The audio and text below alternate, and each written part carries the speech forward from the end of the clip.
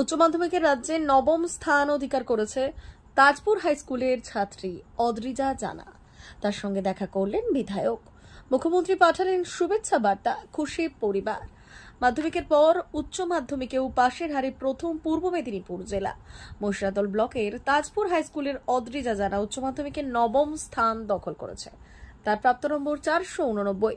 মাধ্যমিকে 1 নম্বর কম হওয়ায় কৃতীদের তালিকায় স্থান করতে পারেননি অদ্রিজা। উচ্চ মাধ্যমিকে কৃতীদের তালিকায় নাম তোলার জন্য কঠোর পরিশ্রম শুরু করেছিল। সেই পরিশ্রমেই তাকে এই সাফল্য এনে দিয়েছে। এদিন তার এই ফলাফলের খবর ছড়িয়ে পড়তেই এলাকার মানুষ থেকে শিক্ষা দপ্তরের আধিকারিক, স্থানীয় বিধায়ক, জনপ্রতিনিধিরা উপস্থিত হন তার বাড়িতে। মিষ্টিমুখ ও ফুল দিয়ে শুভেচ্ছা জানায়। অদ্রিজা আগামী দিনে একজন চিকিৎসক হতে চায়। মাধ্যমিকে কৃতীদের তালিকায় নাম তুলতে না পারায় কষ্ট, এবার উচ্চ মাধ্যমিকে নবম হওয়ায় সেই কষ্ট দূর হয়েছে বলে জানান অদ্রিজার বাবা মা। ভালোই লাগছে, খুবই খুশি হয়েছি। প্রত্যাশা ছিল এইভাবে? হ্যাঁ, ভালো রেজাল্ট হবে একটা আশা ছিল, কিন্তু টপ 10 এর মধ্যে আসবো এটা ভাবিনি। কারণ আমার মাধ্যমিকেও 1 নম্বরের জন্য আমি টপ 10 এ আসতে পারিনি, 11th র্যাঙ্ক হচ্ছিল। সেখানে এগিয়ে আসা উচ্চ মাধ্যমিকে কতটা আরো বেশি ভালো লাগে? তো খুবই ভালো লাগছে। এই সাফল্য পেছনে সব থেকে কার অবদান বেশি রয়েছে বলে মনে হয়? আমার মা বাবার অবদান তো আছেই, কারণ আমাকে সব দিক থেকে সাহায্য করছে। আর পাশাপাশি আমার টিচারেরাও সব সাবজেক্টের পেছনে প্রচুর খেটেছেন এবং আমাকে সাহায্য করেছেন সব দিক থেকে।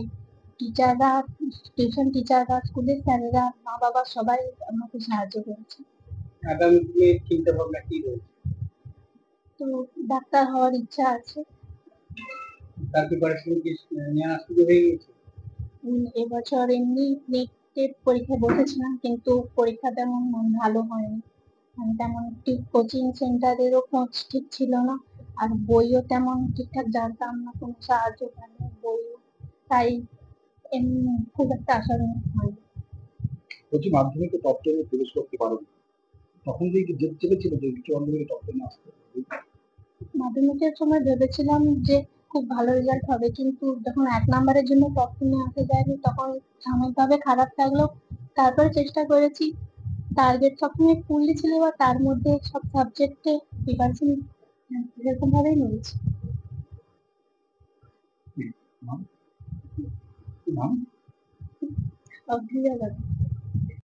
বলছি মেয়ের এই ধরনের একটা সাফল্য বাবা হিসেবে কি অনুভূতি? খুব আনন্দ হয়েছি, মানে খুব খুব। কারণ মাধ্যমিকের সময় যে রেজাল্টটা 1 নম্বরের জন্য ও টপ 10 দিতে পারেনি, একটু আশা তো ও তো হয়েছিল, ওর জন্য আমরাও একটু কষ্ট পেয়েছিলাম। যাই হোক, এখন এই রেজাল্টের পর আমরা সেটা ও ঘাটতি পূর্ণ হয়ে গেছে। বলছি মাধ্যমিকে টপ 10 এ পৌঁছাতে পারেনি 1 নম্বরের জন্য, আর এই যে সময়টা উচ্চ মাধ্যমিক করার কতটা মেয়ের পাশে থেকে সাহায্য করেছেন? যতটা ও পেয়েছি, চেষ্টা করে যতটা পাচ্ছি ওকে অবশ্যই সাহায্য করেছি। টিউশন পড়ানো থেকে আরম্ভ করে যতটা পারি হেল্প করেছি। পড়াশোনার দিক দিয়ে স্যাররা ছিলেন, স্যাররা যথেষ্ট হেল্প করেছে, ওদের স্যারও হেল্প করেছে। মানে সেই দুঃখটা কি এই ফলাফলে পূরণ হলো? হ্যাঁ, পূরণ হয়ে গেছে। আপনার নাম? আমার নাম গোপাল জানা। এই ধরনের সাফল্য শুনে কি অনুভূতি হচ্ছে? খুব ভালো লাগছে, খুব সুন্দর একটা অদ্ভুত অনুভূতি হচ্ছে। মাধ্যমিকে আশা করেছিলাম ও টপ 10 এ যাবে, সেইভাবে ওর মাধ্যমিকে কোনো টিউশন ছিল না তেমন, বাড়িতে পরিশ্রম করে খুব খেটে পরিশ্রম করেছিল। সে একটা আশা ছিল টপ 10 এ যাবে, কিন্তু 1 নম্বরের জন্য যেতে পারেনি। খারাপ লেগেছিল সময়, তবু হাল ছাড়েনি, চেষ্টা করে গেছে। এবারে পরীক্ষাতেও প্রত্যেক দিনের পরীক্ষা, খুব সারা বছর যে পরিশ্রম করেছে, পড়ার কথা তো বলতে হয় না, পড়ার কথা নিজের মতো করে পড়েছে। এটা হয়নি ওর পরের সিলেবাস ওটা করতে হবে, আরেকটু পড়ি আরেকটু পড়ি। পড়ার জন্য কোনো টাইম বাঁধেনি যে আমি এই টাইম পড়বো এই টাইম ঘুমবো, এরকম নয়। পড়ে গেছে, সবসময় পড়ছে।